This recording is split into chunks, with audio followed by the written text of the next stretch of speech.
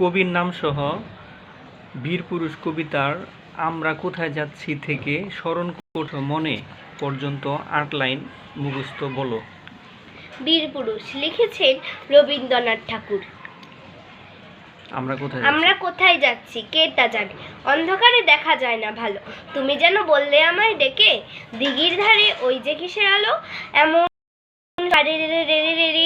ওই যে কারা আসতেছে ডাকছে রে, তুমি ভয়ে পালকি ঠাকুর দেবতা স্মরণ করছো মনে।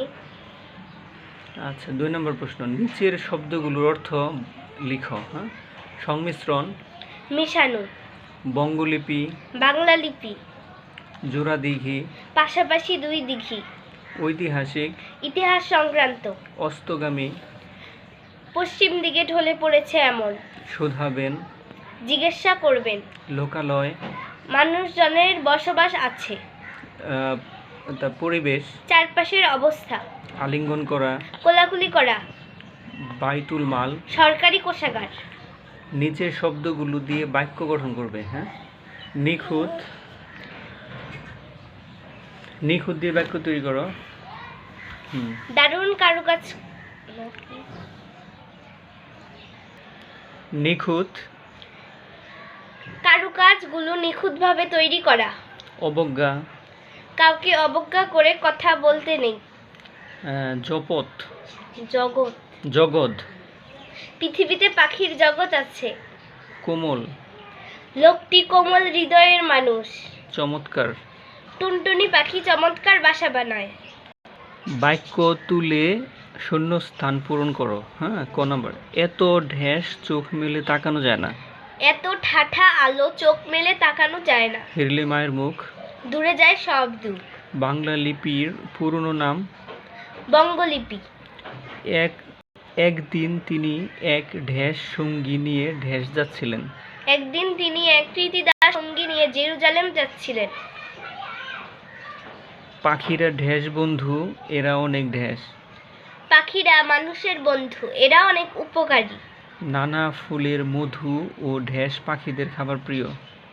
নানা ফুলের মধু ও কীটপতঙ্গ পাখিদের প্রিয় খাবার। তাদের ঢেস অনেক ভালো ছিল। তাদের অভ্যর্থনা অনেক ভালো ছিল। মসলিনের জন্য প্রসিদ্ধ স্থান সোনারগাঁও। আচ্ছা, ৫ নম্বর প্রশ্ন হচ্ছে মিল করো। ইশাখা ছিলেন সোনারগাঁওয়ের শাসনকর্তা। পাঠান মুলুকে লিখেছেন সৈয়দ মুজতবা আলী। জয়নুল আবেদিন লোকশিল্পের প্রতিষ্ঠাতা। লোকালয়ের প্রিয় জায়গা চড়ুই।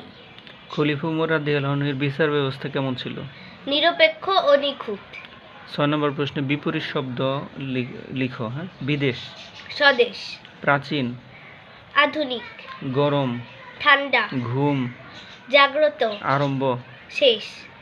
তোমার দেখা কোনো একটি পাখির বর্ণনা করো 5টি বাক্যে। আমার দেখা একটি পাখি দোয়েল। এর রং সাদা কালো। দোয়েল কীটপতঙ্গ ও ফুলের মধু খেতে ভালোবাসে। এরা থাকে লোকালয়ে ও অগভীর জঙ্গলে। এরা শিকড় বাকড় ও ডাল খড়কুটো দিয়ে বাসা বানায়। ওকে, ফাইন। আচ্ছা, তাহলে আমাদের প্রশ্ন তো সবগুলো উত্তর দিয়ে ফেললা ১ থেকে ৯ পর্যন্ত। তাহলে বাংলা বার্ষিক পরীক্ষার সম্পূর্ণ প্রশ্ন উত্তর হয়ে গেল। ওকে।